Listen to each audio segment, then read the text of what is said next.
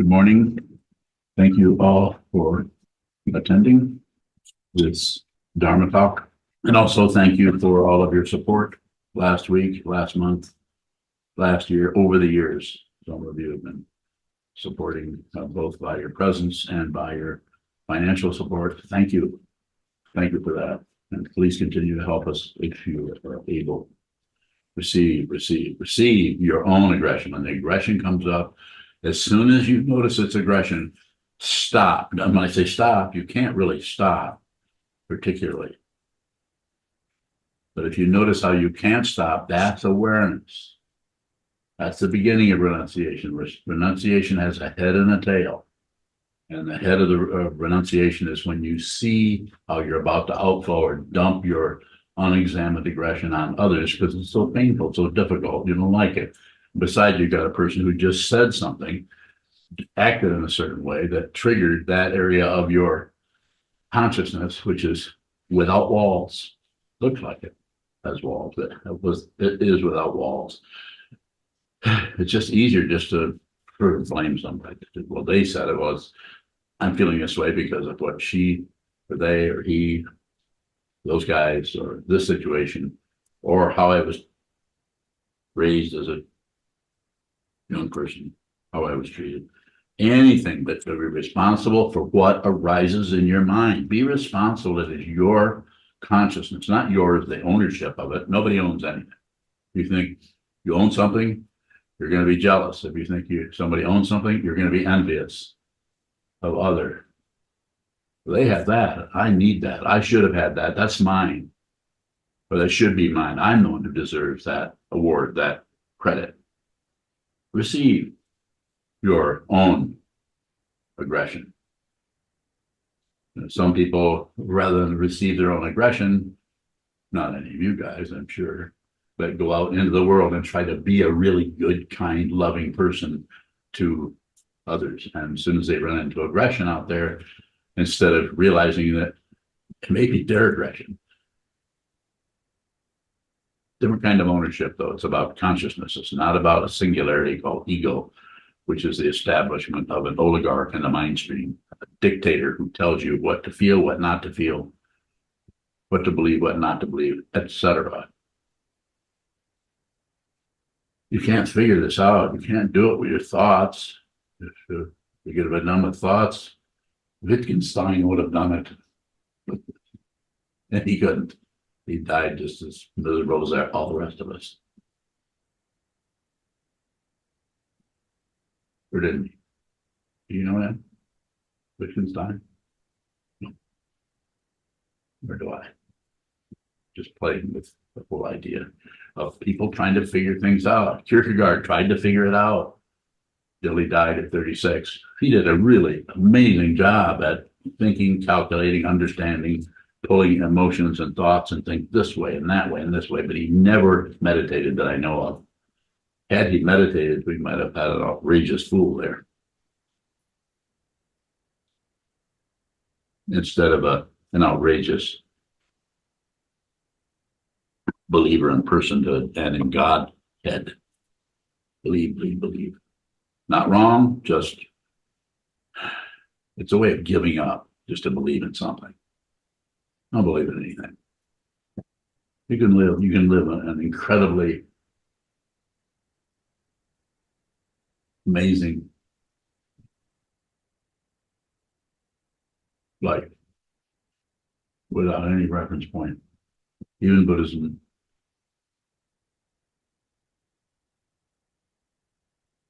You don't need a reference point. You don't really need anything. But you need to realize it. Just don't believe what I say, which you probably won't anyway. You could recall what I've said. So what I'm pointing at is if you aren't responsible for your own feelings and emotions, and you continually blame this or that or the other thing, even though that out there did trigger it or cause it, it's still your nerve endings. Even if someone hits you, that's still your nerve endings that are experiencing the pain. They're not putting feelings on you. That might sound a little silly to you because someone has to be responsible for clubbing someone else, of course, but we usually take it too far. And when I say take it too far, we take it too far into the otherness of it, and rather than be responsible for what this is. Please, you won't help anybody unless you're responsible for your own passion, aggression, and ignorance. This doesn't mean it will go away. It doesn't have to go anywhere. But there is no solid being that is having those feelings. Those feelings are having themselves. If you needed some kind of a description or explanation of it, those feelings are having feelings. Quite interesting to watch feelings come and go, emotions, passion, aggression, ignorance, hope, and fear in the mind stream with no one there. No hitching post anywhere. They just wander around like fish in a pond, or fish in the sky, or clouds in the water. Not different, not the same. Can't find a reference point for it. You can look.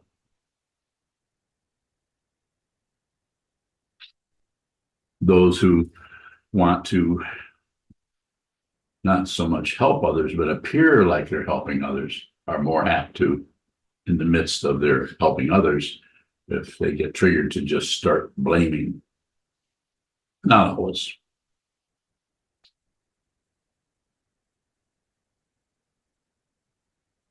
So as I was endeavoring to indicate a few moments ago, if you're responsible for how you feel, then no matter what anyone does around you, what the world does around you, or what your memory does by what happened 8 months ago.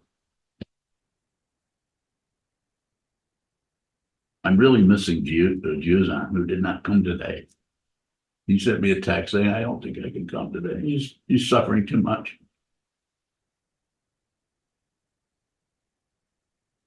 Who's feeling that? Do you believe that I'm suffering over here? Yes, there's intense suffering everywhere, in you and in me, everywhere, but it doesn't belong to anyone.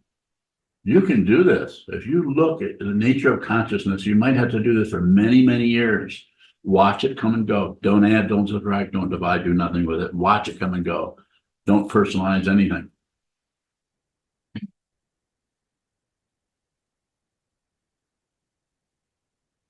People are suffering, but they're people. That's not something you can figure out just because you're a philosopher or because you're really smart. We should all just forget everything and sit around and write poetry from now on. You want to outflow? Outflow. Make up shit. Make paintings. Carve things. Write music. Dance. If you do some kind of expression, you want outflows, do those. Don't do the warfare ones where you're going after somebody, or because somebody's coming after you, you're going to not put up with that. Some kind of philosophy of self-defense, or I can't allow them, but for their benefit, bullshit yourself. For their benefit, I can't allow them to be aggressive, so I'm gonna pop them one.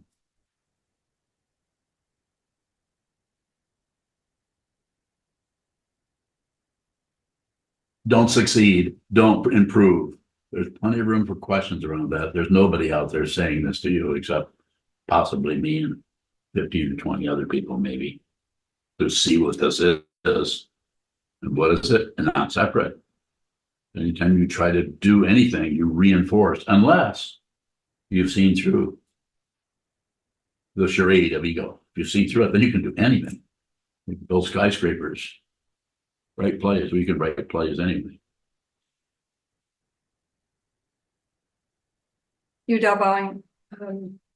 If we're feeling some aggression and we're invited to speak to that person about it, how do we keep from speaking out of our anger? Very, very good question. You can actually just speak out of being genuine. But if you're worried about, if you're trying to not speak out of anger, this is ego. It's better than that, and it's worse than that. It's worse because it's impossible to do as an individual ego and do it without warfare. And the only way you can do it is if you're liberated, speak out of liberation. Every one of you in here right now, anyone listening to me, and those not listening to me, excuse me, are already liberated. But it's terrifying to be in that open dimension of liberation as long as there's some kind of an inkling, some kind of a dot or a pinpoint of me, because it can expand. It can just extend through the whole consciousness of fear, paranoia of being wrong. What if somebody think, what if I don't, what if they think this or that? What if I don't, what if I appear aggressive? You might have to run the risk and appear aggressive. If the sincerity is there, it won't make any difference if you're aggressive or not. There isn't anyone. There really isn't anyone to be aggressive. Aggression is dependently arisen. It does not, there's no aggressor behind it unless you add one. It's just a straight meal with no condiments. But if you add anything, then it complicates something. Go ahead. You don't mind. Can we speak skillfully out of aggression? So Yes. we're not like name calling or something? Yes, you can. It's possible. But I don't think anyone can do that without extensive mind training. This means that you don't have to sit and look at me.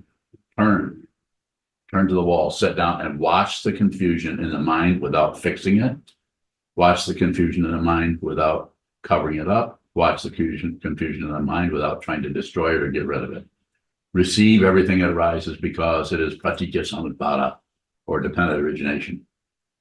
That's very difficult to explain because it doesn't have any parts. We invent parts or we make parts or we use the language of parts, which a language is parts that come together to express wholes or apparent wholeness. This is something that Vasubandhu was absolute spiritual genius of the first water who lived a couple thousand years ago. Yes, sir. John Bowing, your teaching of don't succeed. More about that if there's something else building up around there, let's help us go into that if you have it after I'm done speaking with, what was your name again? Shoto. Right. With your teaching of don't succeed or don't improve, how is that misunderstood by students? It could be misunderstood as being nihilism. You can't improve, you can't get better. That shouldn't appear. I'm saying don't make it an agenda. Make it an agenda to see the truth and be as genuine and sincere as you can relating to anything that arises as over there, because it is an illusion. It is not over there. There is no over there. Don't believe me. I'm not asking you to be disrespectful to this teaching, not this teacher particularly, but to this teaching and try to do it by some kind of action. You can't do it by action. It has to be done by receiving. You have to receive it. It's hard. Sometimes just feels useless. We've been practicing for 20 or 30 years. It was, when am I ever going to get out of this terrible hell or whatever it is, our cloud palace? Go ahead. I know you have more. I'll hold back. Shoto Bowing, how do we use your teaching of don't improve and Yes. keep looking at it? Just watch your agenda. Notice when you're slowly starting to put more emphasis on results, looking for results, and less emphasis on the truth, on seeing the truth, relating to the truth. And if there's an outflow comes out, it needs to come out of what you're seeing. If you're really receiving what is there in another human's face or in a condition between you and other people, if you're really receiving that and your intention is to be with all things, save all beings, put others before yourself, then anything you say or do will be supportive of that situation in its fundamental nature, which is not particularly relative, but may appear that way for 10 minutes or more.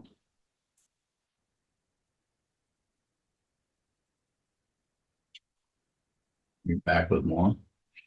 You don't mind. One other thing about skillful, I thought so. about a skillful response when you're angry. If Yes. you feel like you're just going to explode with some bad things, should you just shut up then? Or Well, you might even say that. I don't mean to set up a standard or a protocol for how to handle that, but since you're saying it, you might even say to the person, is it another person you're looking at? Yeah, you might say, I just feel like exploding with bad things, but I'm trying to do my best to see what you're dealing with or what is happening with you. So you might share that with them that you're feeling some pressure, but that isn't the same thing as calling them names and shaking your finger at them. Do you follow me a little bit? Yes. Yeah, it's not exactly conversational, but they're coming at you with this, they're triggering stuff in you that you're having some difficulty with, and the feeling is they want to fly off the proverbial handle, perhaps, as you seem to be indicating that. I like to say all I'm saying is you could just interact with them around that rather than chair fall over upstairs. What was that noise? Wind took the bathroom door. Oh, thank you. More? You too. Beachy Valley. If our anger is so intense that it feels like if we don't stop it, we may hurt someone, should we try to stop the anger? How do we do that? You know, it's hard to say. I'm going to hear what you're saying, and I've experienced been in that situation myself. I'm saying there are ways to work with it that are more skillful. Just to give you an example, you could just leave the situation. You can use the four cardinals, pacify if you can, which is kind of what I was talking to Udall about, but just pacifying it, saying, go in there, even though you're feeling pretty enraged, you're setting that off on the shelf over here a little bit. You're not expressing that, but it's there. You're feeling it. You're receiving your own anger, but you're not necessarily spouting off about it. You're not outflowing. You get rid of the anger, and you won't do that if you have some consideration about how much suffering others are going through. If someone is acting really unreasonable, terrible, and upset and everything, they're probably just really, really suffering, and that's the only way they know to cover it up. They have no mind training, or the mind training they are having. They're not able to reach that. They're not able to get that kind of understanding that goes beyond me, this and that, right and wrong, up and down, back and forth. So pacifying. So in the same situation, you might have to go right to destroy, which means leave the room. Doesn't mean hit them. It means just go. And you could even shout at them, say, I can't do this. Leave. And then they'll do whatever they do with it. More about it? If our anger is clouding our ability to see others suffering, Yes.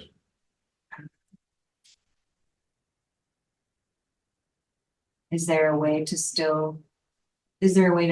fully receive our own suffering when it feels like I'm going to harm someone else out of that? My understanding of it and knowing you a little bit, I think the most powerful thing you can do is get to the cushion as much as possible, more so than you have been, say, for instance. See if you can get there, see if you can find more time to sit down and watch. Not just, it doesn't make any difference if anger shows up or not. You could sit there for an hour, 2 hours, 3 hours and not have any feeling of anger, but you're watching the mind stream. When you watch what arises in the mind stream without grasping it, when you watch what arises in the mind stream without pushing it, and when you watch what arises in the mind stream without distracting yourself from it, this is called shikantaza. This is a practice of meditation as it is taught by this person and by people down through the centuries from various positions, not necessarily Japanese Zen, but lots of different cultures taught this. Ramana Maharshi taught this in different language. It's just whatever shows up, that's it. There's nothing to do with this or about it. There's no pushing, no pulling, no shutting down. But if there is, then you don't go to war with that. You just watch that too. It doesn't mean you're agreeing with it. You just are not going to fight with anything because you don't know behind anything is pratitya samutpada, dependent origination. Anything that shows up as an individual is not an individual. This is not a thing, a separate thing. The appearance of it as a separate thing is an illusion. That is unreal. But if we play with that unreality all the time, if you're really inspired by what you're seeing, by the astonishing appearance of anything at all, you probably will become a writer, a poet, an actor. or someone who is in the arts, because that's the only area of our cultures that seem to acknowledge or respect the astonishing creativity of human beings. Most creativity is being funneled into what? Materialism, making more money, getting more power, being in control of everyone, and hurting people so that you don't have to hurt. Yes. Kelsey Bowing. When I'm sitting recently, I notice that my mind is experiencing a lot of creative ideas, things that I want to write or draw or work ideas or Yes. whatever. And it feels like I want to be recording those ideas somewhere, or after my sit, I'm sort of rushing to record them. How many notebooks do you have laying next to your cushion? None. Good. Any recorders? No. Good. More? Kelsey Bowing, is there a way to, how do I relate to that? Are you relating to it now? Conflictedly? Conflicted? Yeah. I don't know. Give me a scenario there. What's the stage play? I have an idea. I want to write it down so I remember it. Why? I'm worried I'll forget the idea. It seems like Why? a good idea. Look at all the things you can't remember you forgot. How about those?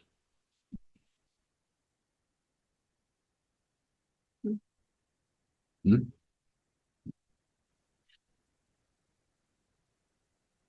Really, look at all the things that you can't remember you forgot them. Aren't you concerned for those? You're just worried about the things that you remember you forgot. Kelsey Bowing, I think there's something about the ideas coming during a sit that make them feel Yeah. more important. Yeah, this is bullshit. You're welcome. And it's not that, don't misunderstand, it's not that it doesn't have a lot of creativity there, of course. Any of you who are involved in any kind of creative work, I mean, you really get magnetized by that. Allen Ginsberg, when he was in Back to the Poet, famous poet, was asked at Trump Rinpoche when he went into a 2-week solitary retreat if he could take his notebook. I've told you that story, haven't I? Take his notebook with him. Rinpoche said, no. We're just going and don't take any notebooks. And this is a famous poet. How would you tell a famous poet not? He couldn't take his poetry notebooks with him. So there's time to sharpen the blade, and there's a time to cut things. When you're practicing it, that's when you sharpen the blade. You don't try to create stuff on the cushion. Anything that needs to be there that is important, that somehow you have come into some kind of area or space or container where there's some kind of creative ideas and so on. If there's something you really need to remember, when I say need, I'm not saying you need, but it needs to continue to come. It won't go away. It'll come back. But it's actually less likely to come back if you start recording things, because then you're involving the ego mind, which wants to get stuff and wants to produce and wants to get credit for creating things. We don't create anything. You think you create things. The very nature of ego is to think you make stuff up. The very nature of confusion is to think there is a person who has any say so about anything. But that we do that. That's why the whole world is full of warfare, not only at the kitchen table, but in the communities, in the cities, in the country, and in the world.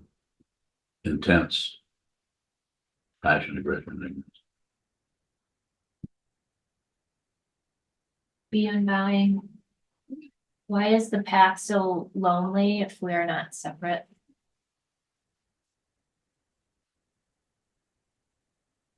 The loneliness that is happening there has to do with the ego who thinks he, she, they are somebody who is alone or feeling ignored or put upon or disrespected or misunderstood, all of that stuff. But there isn't any. So that's why it's been said, and I'll say no, it's the path is lonely, but the realization, if there is any realization at all, which maybe there isn't, but if there is, it's to speak in those same words of meaning, be that you're just alone. There isn't anyone else. The otherness is gone, empty of everything else. That doesn't mean anything has changed at all. Nothing has gone away. It's still there. It's just that it is an illusion. More. You knowing, so is the realization more like loneliness without a loner? Without a loneliness or. Yeah. That sound better? Took it out. Yes, being silly about it, but yes, it's the center is gone. So, and so if the center is gone, then you can't have a fringe. You can't have this, then all that is also comes apart in terms of being real. It's still there because it is an illusion. There's still nerve endings. There's still receiving, and then the mind stream receiving, unless there's a strong self-centeredness happening tied in with a belief that you are a body going somewhere, or you're a body that owns things. You're a body that is right or wrong or put upon or successful or a failure. All of those positions are misunderstandings, and they're incredibly powerful, and they go lifetime after lifetime after lifetime. I don't believe in past lives. I don't believe in future lives, but I don't disbelieve in them either. I have no position on this. You hear me talk about it all the time, and I don't take a position because I don't know what it is. More? How can I befriend an ego that is lonely? That's how you do it. It's lonely, so take care of it. So who would take, you said it, I'm using your words. How can I, consciousness only, befriend the ego that's lonely? Take care of that ego. Until consciousness realizes that ego is unreal. Then it becomes, as the example I often use for what happened over here a little while back, is it becomes a clown on the roof. It's still there. It's just unreal. So it might be on the roof. It might be dancing around. It might be, last time I looked, it was in a big bucket of pea soup. Standing up. Still had his clown's nose on. But it was taking itself very, very seriously. But if you know it's unreal, it doesn't matter what happens. Yes, sir. Shadow bowing, can we enjoy something like aggression? You can enjoy everything if you see that it's unreal. It's like watching a movie everywhere. It's just like you can enjoy a horror movie or a terrible adventure where people are getting murdered or whatever. Look closely at what those are. Look closely at what is happening in the Gaza Strip. Look closely at the reportage of that and how different it is from each news source. I'm not saying you need to be a news junkie. You could look a little bit, take 20 minutes and see what different people are saying about the same situation. It's about violence and it's about control, power, and you can't stop it because it's a landslide that started. If I would just go back to 1947, that would be a little bit what happened with the Israeli, the Knesset, what was happening there and what was happening with the Zionists as far as making everything about Israel. I'm not for or against or anything. I'm not trying to promote anything. I'm just saying, well, other than awareness, I want you to see what it is. I don't know what it is, but I know what it's not. I know what it's not. I'm completely clear on that because I'm looking at it as much as I'm looking at this computer screen or this coat suit. I know what it is. And what is it? It's not separate. It's not a separate thing. You can't look anywhere and see something else.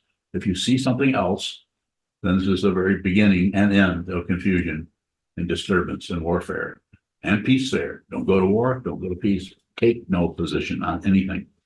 Just receive.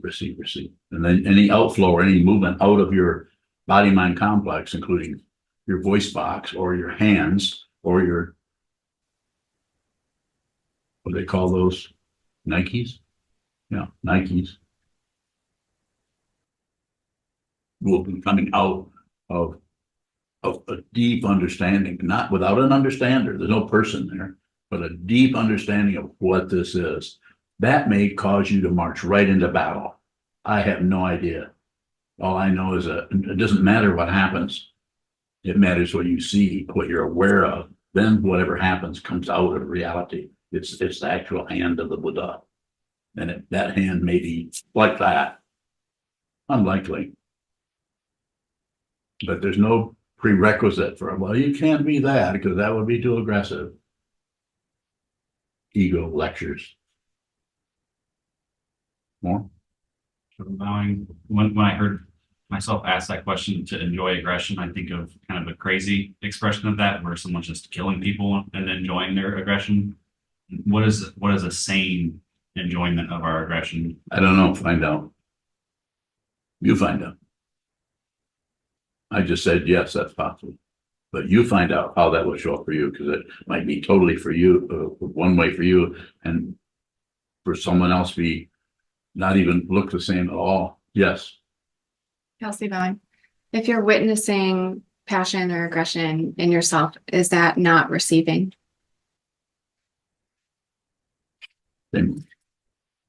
Sometimes it seems like I'm seeing something under the layers that I was looking at before, but there's just, it feels like there's distance between me and the thing I'm seeing. Is that not receiving it?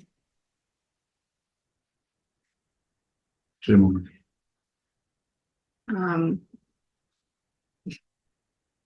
Kelsey Bowing, is there a difference between, what is the difference between witnessing and receiving? Same. Same thing. Kelsey Bowing, what is the distance that is perceived when you're the witness? You think there is someone who's witnessing. There is no one. There's no solid being anywhere. It's heartbreaking because the whole world is grasping itself, rejecting another, or grasping at itself and accepting another, or grasping at a self and rejecting this one. It's a constant warfare. It's exhausting, isn't it? I mean, for all of us, all of us have a little bit of glimpse of what I'm saying. I'm not saying you're a realized being, but yeah, you are. You just covered up with fear. And that's ego. Who you are cannot be threatened, who you are is not in danger. The body's in danger. All of us could end up, if you drop a bomb on us tomorrow, the place could blow up. Any number of things could happen, but who you actually are cannot be harmed. Go ahead. Kelsey Bowing, so is witnessing an illusion? There's not. Say more. Uh, I mean, say more. You know, say more. Kelsey Bowing, I don't. It's the position. They're gone. Can you see what that is? You have a positionality. That's what I'm addressing. I'm addressing your consciousness. And so when I address your consciousness hears me, and all of your positions start to fall apart. Why? I'm a teacher. I have no concern or interest in who you are, what you do, or what you do with your life, other than meet you where you're at. And that's what I'm doing. Big credential on my part, maybe, but I don't need a credential. I don't need to be successful, nor do you. But look, it's the consciousness. The consciousness. You don't have to leave what shows up or what you think about it.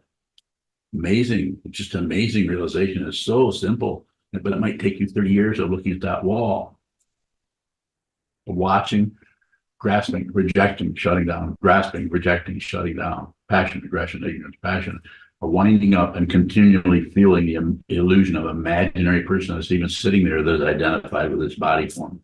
This body form is going to go away as it's been doing for centuries. You know what I'm talking about. Going to go away again. Probably not for many, many years. But who you actually are can't go anywhere because it has never appeared. Because it's beyond appearance, it's beyond relative truth, and yet it's not separate from it. It's I probably would have to talk to, see what I have to talk to. Are there any quantum physicists? No. So I can't get any help from them.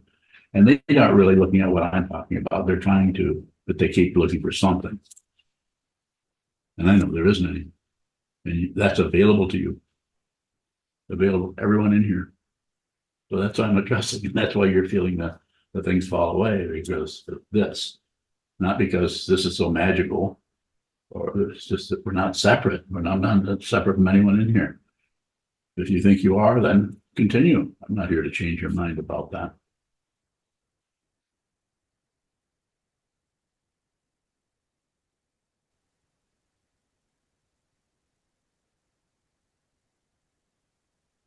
Really?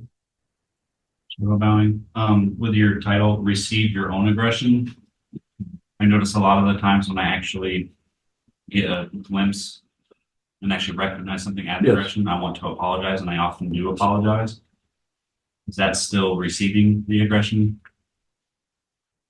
I can't comment on it as a standard, but probably don't see any difficulty. Just that you're able to ask that kind of a question says that you're just like the other day when you made some stupid comment. I mean, it's not stupid, it's just descriptive, I'm not judging you.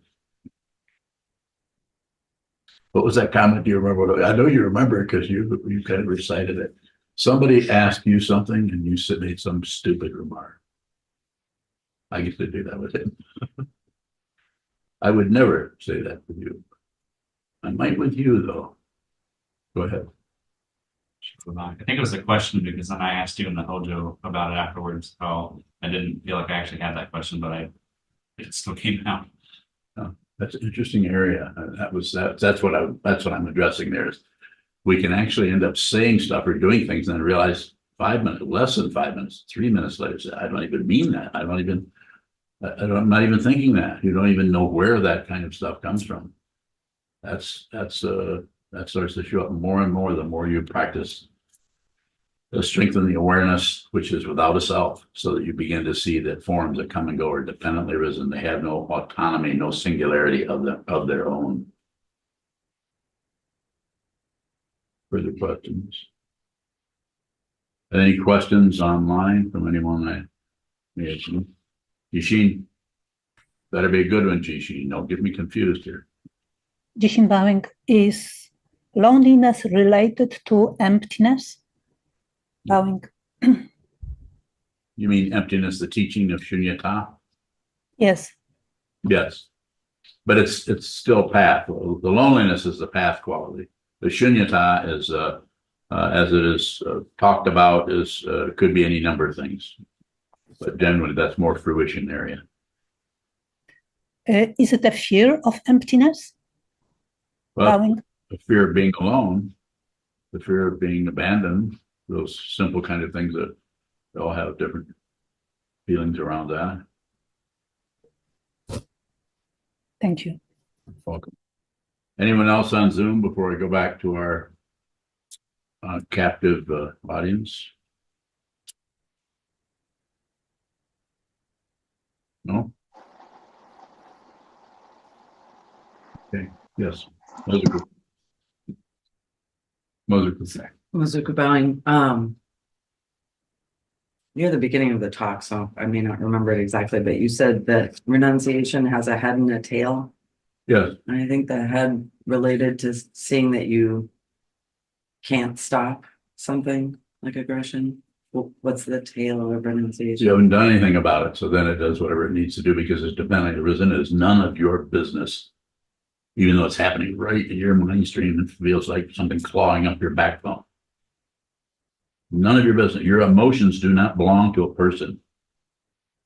But you have to see it. If you don't see it, then you fight with yourself and you're upset and you go to a psychiatrist or you cover yourself with drugs or you try to find some kind of activity that takes your mind. You know, what I do is just ride a bicycle. Feel a lot better if I do that. Is that where you're going with this? It just doesn't mean you stop having that feeling come and going, but your relationship to it is completely different. You're no longer going to take your emotions seriously. And if you don't take your emotions seriously, they can get more intense because you're no longer doing anything with them. You're no longer putting any condiments on anything. You're just going to receive it.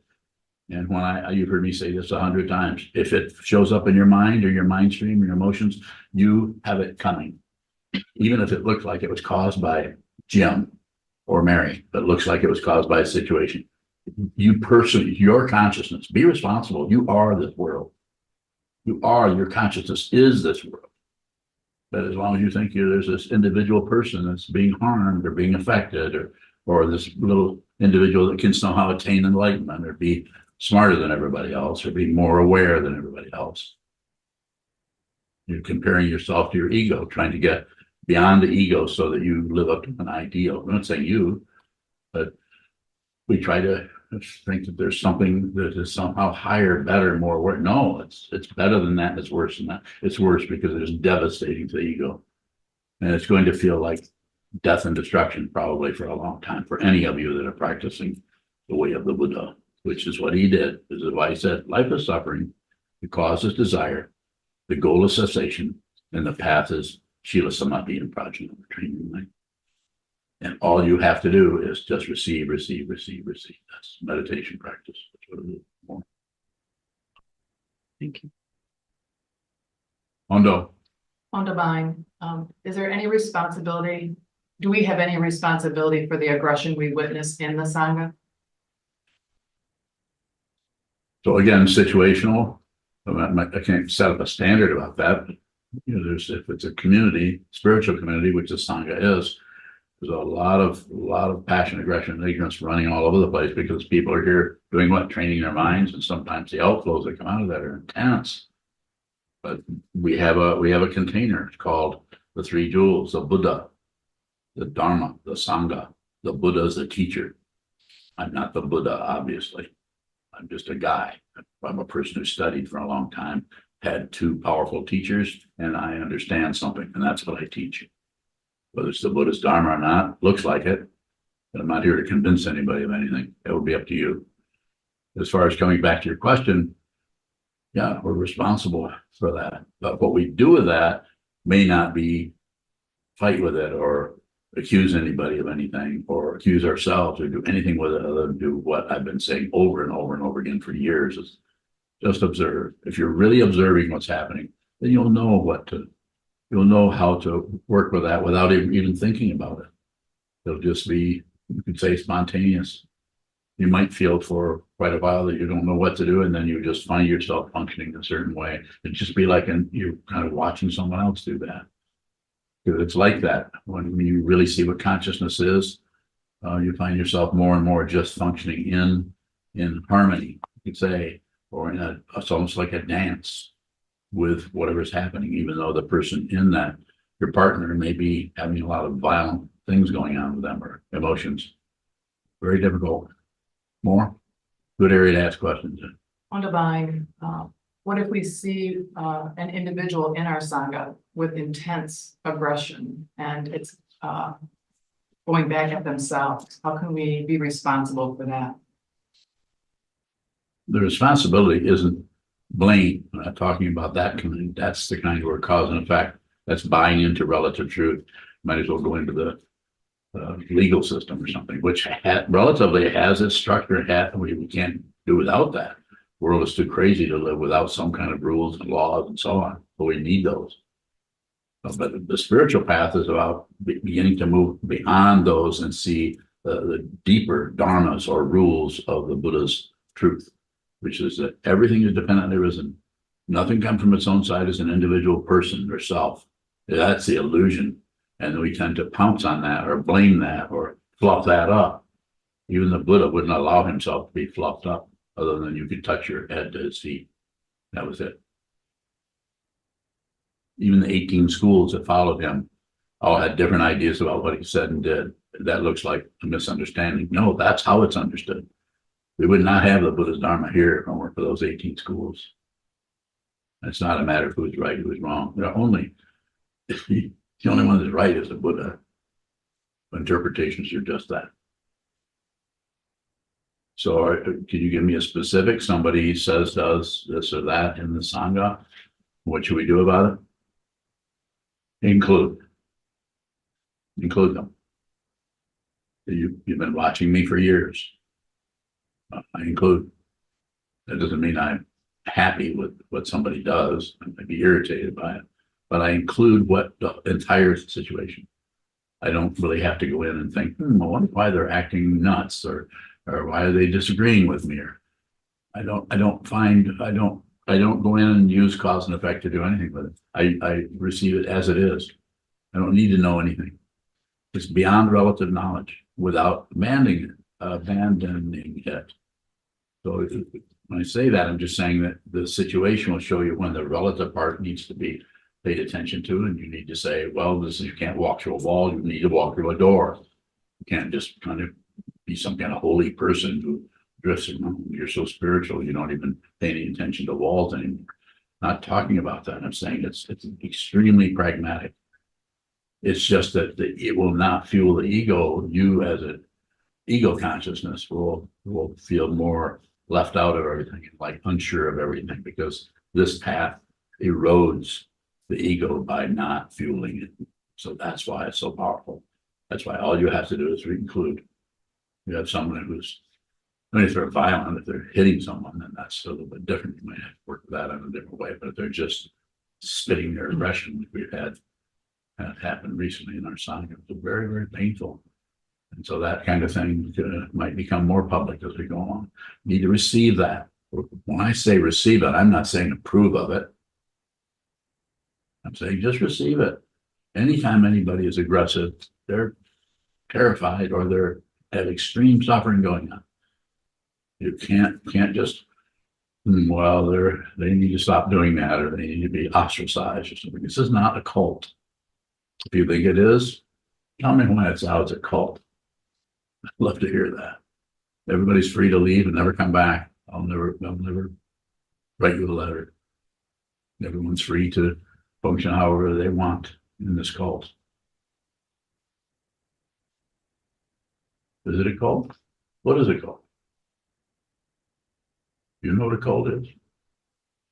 You know what a cult is? Can you define cult? Sort of. Well, I'm going to hear of it. Come ahead. I think when people follow a person blindly. Okay. Do you think that people, you don't know everybody here, but you know, Kelsey following me blindly? It doesn't seem so. Doesn't do me either. I've told her to do several things and she said, no. So, and of course, this doesn't mean that you don't pay attention to the teacher. And the only thing I say, just consider what I'm saying. Don't believe it. Don't obey me. This is not about obeying. This is about observing, the other O word. And your observation might show up as has happened to the people in the past, is they need to go another direction and they need to go. Any other observations about cults? I think there's several other, I don't know what they are. What it's going to have if everybody's looking at somebody and listening to somebody, it's probably going to look like that to some people. But there's some kind of obeying the leader or something. Any further questions? Any direction at all? Or we can close. Anyone online? Susan, don't you have a question? Come on, you're just sitting there with your avatar looking at me. Go ahead. Sometimes I see myself overflow too much. Oh, really? What's Yes. that? In a way of feeling good and a positive, but not all the time. Okay. So I feel like got to the point I had to tell myself, just stop it, because they can't handle by themselves.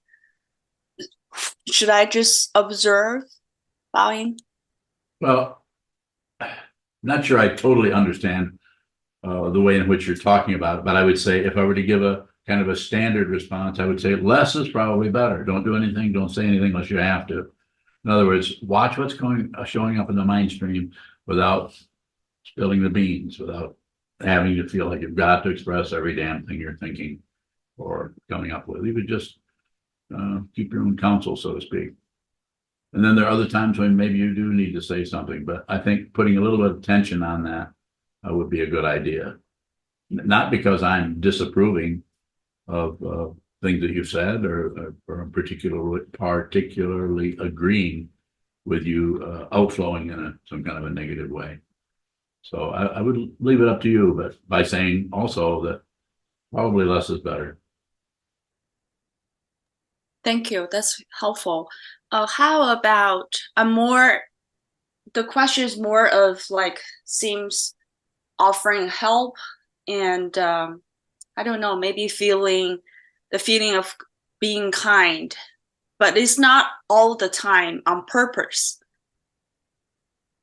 Bowing.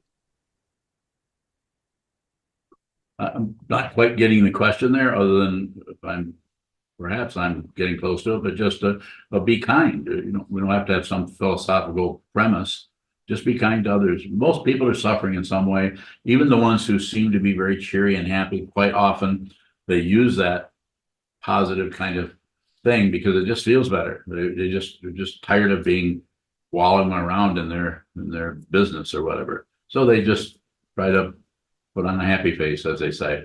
And there's nothing wrong with that. We can do some of that. But so other people, that starts to come apart.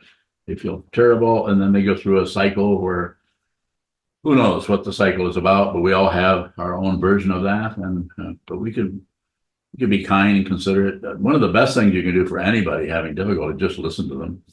You don't have to agree. You could nod your head a little bit, but listen. People like to be heard. They like to have someone listen to how they're doing.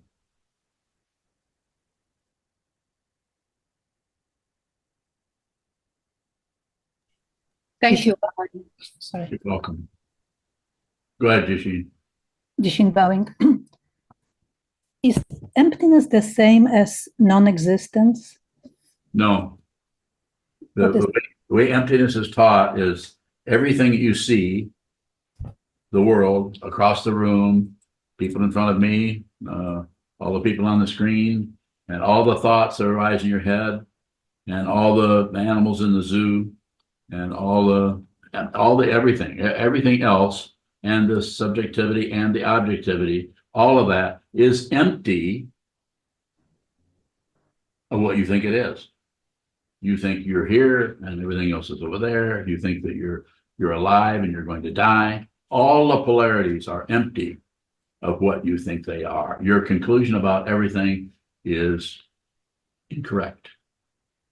But the whole world is running on that, and basically just the politics of experience is just everywhere. It's ripping everything apart, and it's painful. And we come right back to the first noble truth: is life is suffering. This is not nihilism. It's just the truth. You have nerve endings; they're going to get abraded. Both the ones at the fingertips are up the middle of your back, and in the mind stream, there are nerve endings there too, different kind, but they're there. So find out. Most important thing for any of us to do. And I'm very biased, opinionated, and judgmental in this area. Find out who you are. Don't live another day without looking right at your identity and see, am I somebody? Is this my ideas, my opinions, and so on? Are these coming from some kind of a true person? If it's a true person, then there is no position. This has been taught many centuries before this soul man arose or arrived here.